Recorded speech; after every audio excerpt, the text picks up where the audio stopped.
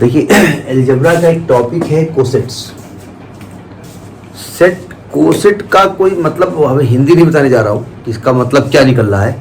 मुझे मालूम सेट का कुछ पार्ट है ये, और कोई मतलब नहीं है। तो मैं पहले डेफिनेशन लिख देता हूँ फिर बता देता हूँ। Let G be a multiplicative group, multiplicative group. जैसे मैंने आपसे कहा G is a multiplicative group, आप समझ गए कि इसमें जो ऑपरेशन लगेगा वो मल्टीप्लाई का लगेगा, और ये आपकी 4 प्रॉपर्टी को फॉलो करेगा। कौन कौन सी? Closure, associative, inverse existence of inverse and existence of identity. ठीक है। और इसका एक सब ग्रुप है H be its subgroup. इसका एक सब ग्रुप है, वो ध्यान समझिएगा। तो कोसेट थोड़ा टेक्निकल होता है, ठीक है। इसको लिखने का तरीका और बताने का तरीका हम इसलिए लिख करके रखे हैं जिससे कोई वर्ड छूट ना जाए। वो टफ चीज नहीं है। अगर हम मान लें कि let a be any element of ji,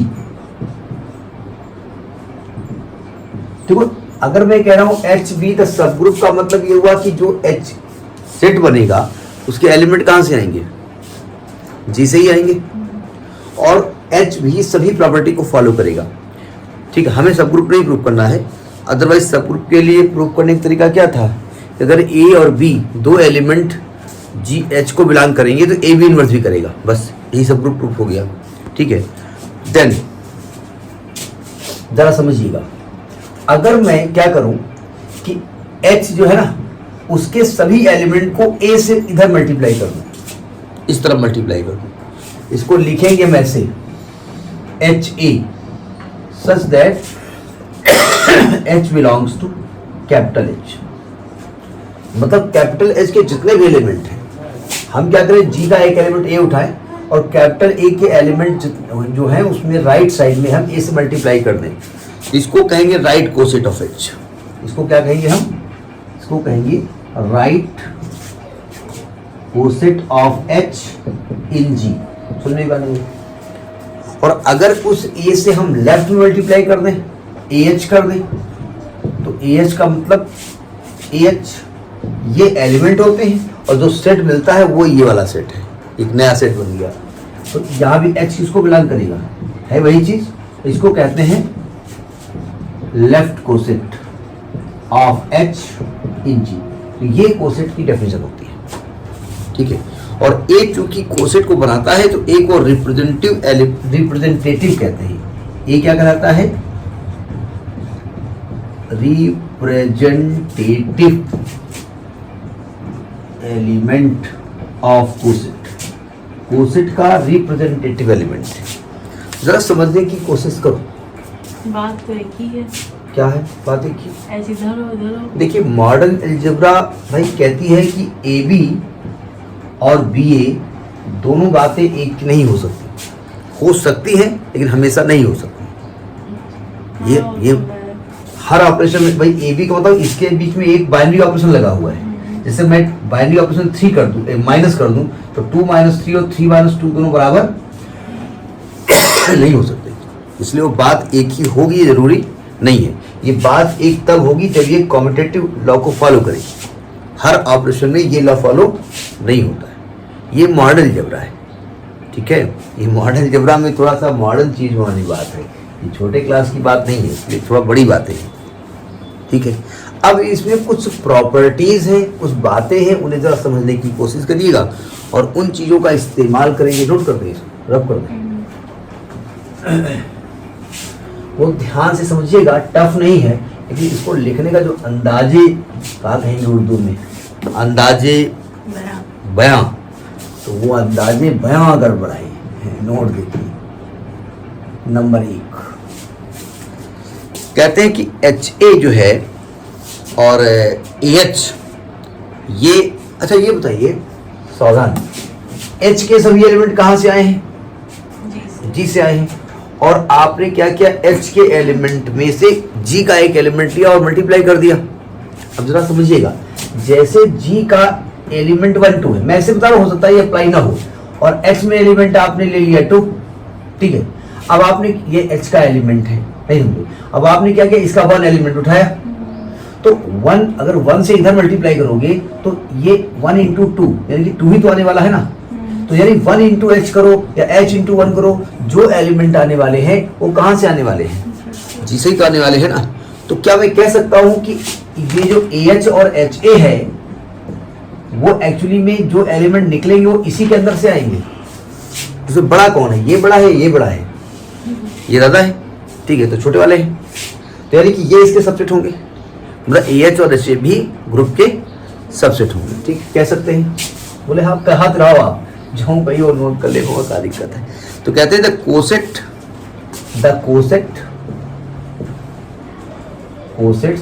HA and AH are subset of G।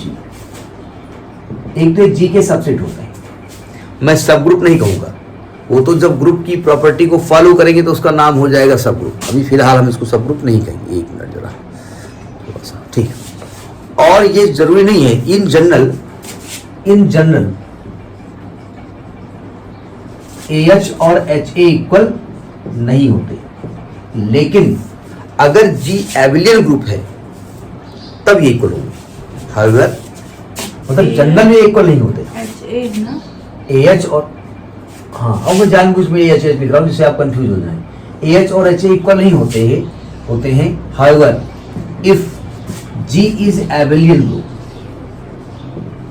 अगर ये एबिलियन ग्रुप है देन तब AH और HA इक्वल होंगे। पहली बात ये समझ लीजिए, आप एक एक बात समझते जाए, समझ नहीं बात, मतलब इन जनरल इक्वल नहीं होते। अब कहीं इक्वल हो जाए तो अलग की बात है, पर जब कोई नियम हम बनाते हैं ना, तो नियम बनाने का मतलब होता है कि सब जगह ऑपरेट होना चाहिए, ठीक है।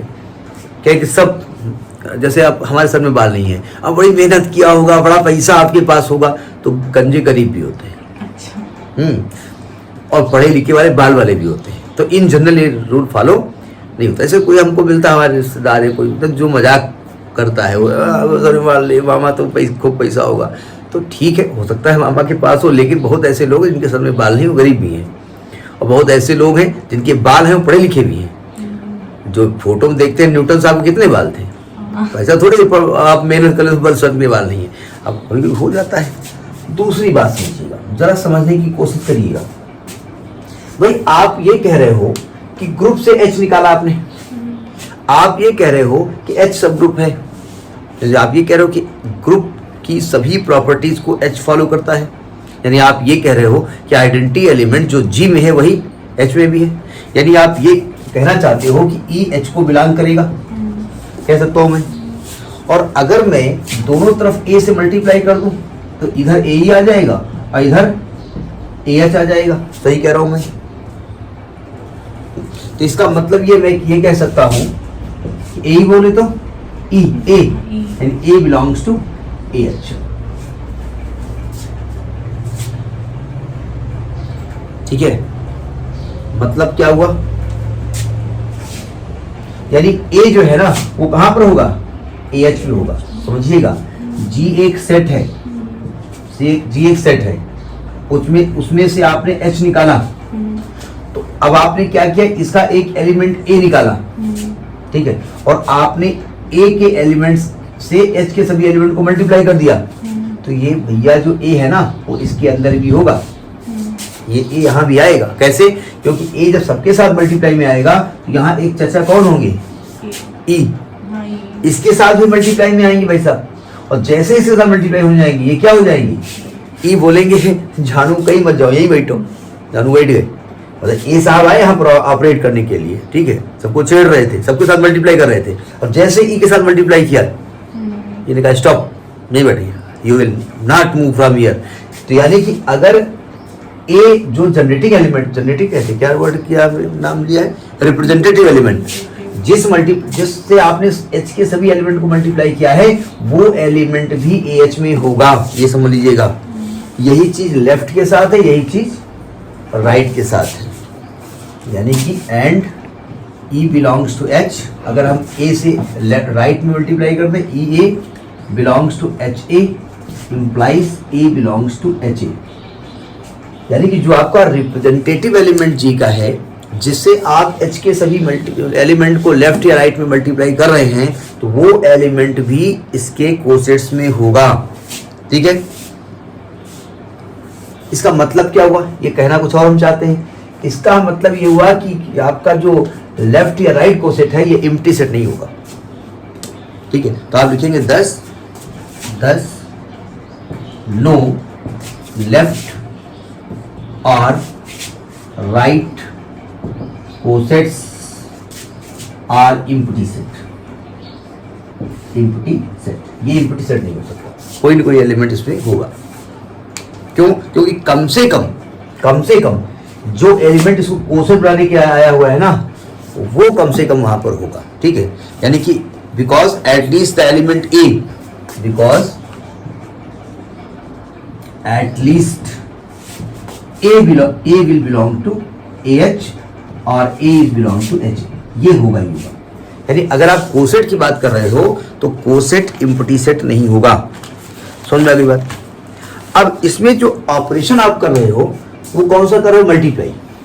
ये एडिशन भी हो सकता है, तो एक और प्रॉपर्टी, ये सब प्रॉपर्टी चल रही है कोसेट के तरीके से, ये समझ सकते हैं आप।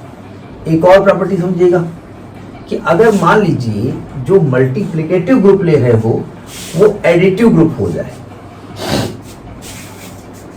अगर मान लें कि इफ, तीसरी बात मान लें, वो जो से नंबर कौन सा पड़ेगा? तीसरा होगा। इफ G प्लस ये ग्रुप है बी एंड एडिटिव ग्रुप, हम एडिटिव ग्रुप कहें या ना कहें, ऑपरेशन जब प्लस का है तो अपने आप एडिटिव ग्रुप हो गया। और इसमें से आपने क्या निकाला? H, तो H में ऑपरेशन कौन सा लगेगा? वो G में ऑपरेशन प्लस है, G से तो हमें प्लस का ही ऑपरेशन लगेगा। एंड H प्लस B सब ग्रुप ऑफ G। ये जो कहानी हम बता रहे हैं शुरुआत से, अलजेब्रा ग्रुप, ये वो एबिलियन, मोनाइट, कोनाइट, ये समझ में आ रहा है कि वो कहना क्या चाहते हैं? बोले नहीं, वो कह रहे थे तो कह ही रहे होंगे, जैसे बोल रहे हैं कहना क्या चाहते हो भाई, तो वही समझ में आ रहा है। ठीक है, और मान लेते हैं कुछ तो कह रहे हैं घुमा फिरा के जलेबी की तरह। तो अगर हम इसका then the left and right coset, the left and right cosets of H in G is given by, तो हम यहां पर A प्लस H लिखेंगे, ऐसा लिखेंगे। मल्टीप्लाई की केस में क्या कर रहे थे, लेकिन अभी क्या हो रहा है कि ये हम आपका लेफ्ट साइड में ऐड हो रहा है, वहां मल्टीप्लाई हो रहा था, तो इसका मतलब क्या डेफिनेशन आएगी? A plus H such that H belongs to capital H, ये लेफ्ट को ऐसे लिखा जाएगा। और अगर आपने H में से राइट में A को प्लस किया है तो ये H प्लस A हो जाएगा, H बिलोंग्स टू H, तो ये आपका लेफ्ट कोसेट होगा, ये आपका left coset of H in G होगा, और ये आपका right coset of H in G होगा। तो इस प्रकार से आप प्लस के केस में लिखेंगे। ठीक है, मैं एक एग्जाम्पल यहाँ पर लेके चलना चाहता हूँ, उसमें से कुछ बातें निकल के आई।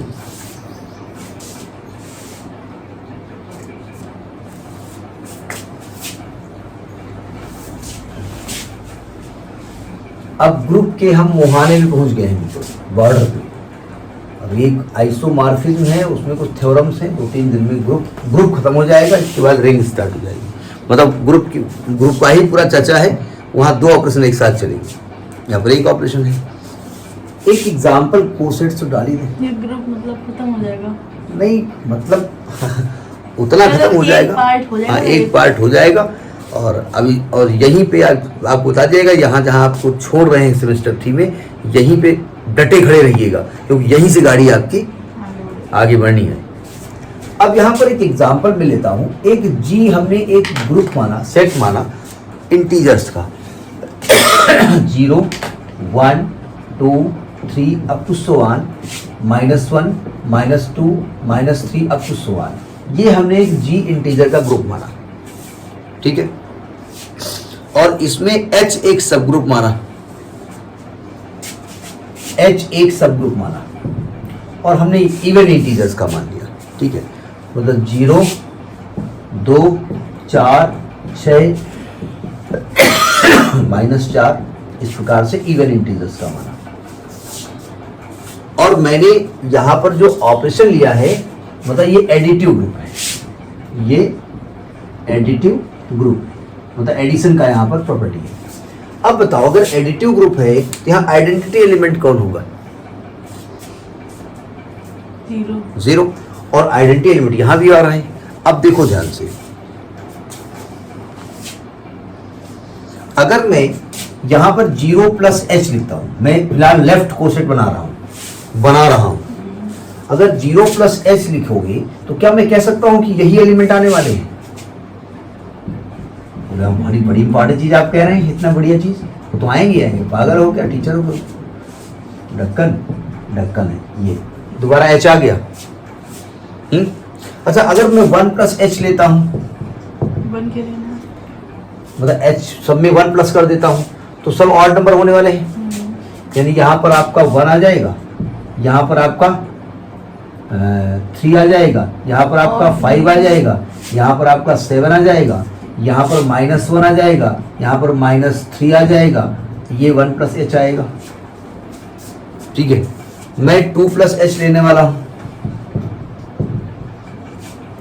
2 अगर हम प्लस करेंगे तो क्या मैं कह इसको फिर यही आ जाएगा भाई, ये 0 बन जाएगा, ये 2 बन जाएगा, ये 4 बन जाएगा, फिर 0, 2, 4, 6 and so on, -2, -4 and so on कह सकता हूं।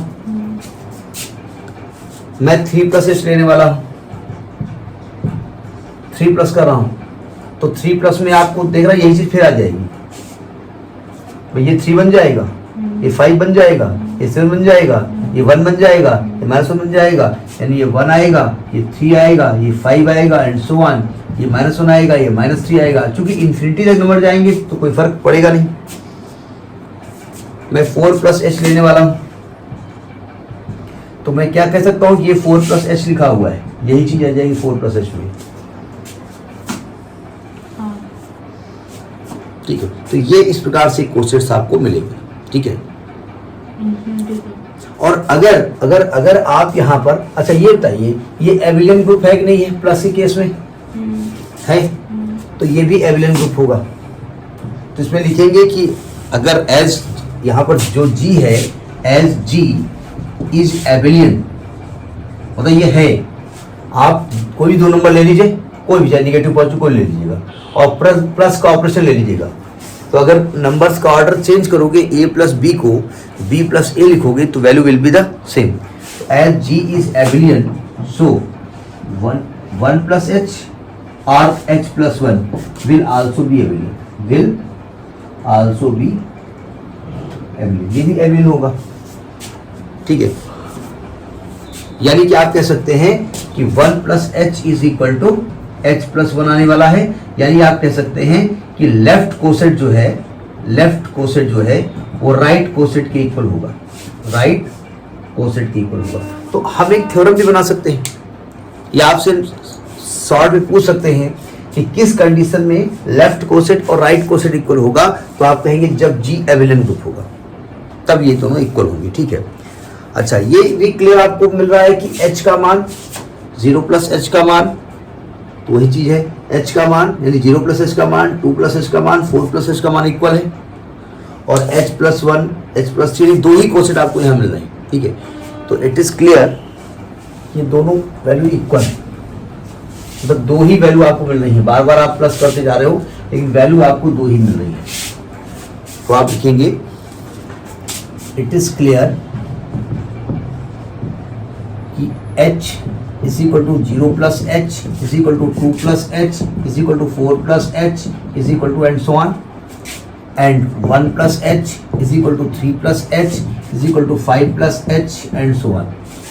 या इसको हम ऐसे ही कर सकते हैं, h is equal to h plus 0 is equal to h plus 2 and so on, and h plus 1 is equal to h plus 3 is equal to and so on। मतलब लेफ्ट में कहिए या राइट में कहिए, इसका मतलब ये हुआ कि h के पास केवल और केवल दो डिस्टिंक्ट कोसेट्स होते हैं, यानी कोसेट कितने निकलते हैं, 2 बन पाते हैं।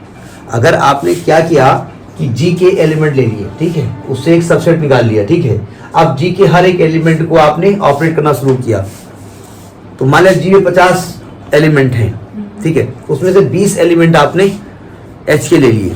अब क्या किया, जी के एक एक एलिमेंट से आपने कोसेट बनाने शुरू किए, तो नियमता 50 एलिमेंट थे जी में, तो कितने बनेंगे, 50 कोसेट बनेंगे, तो उसमें 25 एक जैसे होंगे और 25 एक जैसे होंगे। तो आप लिखेंगे 10 H has only 2 distinct coset, 10 H has only 2 distinct cosets. इसके हिसाब से एक H है और एक 1+H है, इसके हिसाब से, ठीक है। और अगर हम इन दोनों कोसेट्स का H और 1+H का यूनियन निकालें तो आपको पूरा G मिल जाएगा। और अगर हम आपसे कहें H और 1+H का इंटरसेक्शन निकालो तो ठीका मिलेगा, कुछ नहीं मिलने वाला है, 5 मिलेगा, क्योंकि ये डिस्टिंक्ट कोसेट है और डिस्टिंक्ट का मतलब होता है अलग अलग। तो ये कोसेट्स का एक फैमिली इंट्रोडक्शन है। तो परिचय होता ना कि जब कहीं मिलते हैं, ये चाचा हाँ, ये नाना है, नमस्ते करो बेटा है, फिर तो ये हमने आपको नमस्ते से करवा दिया, ठीक है। और इसके बाद थ्योरम्स आएगी, नोट करो।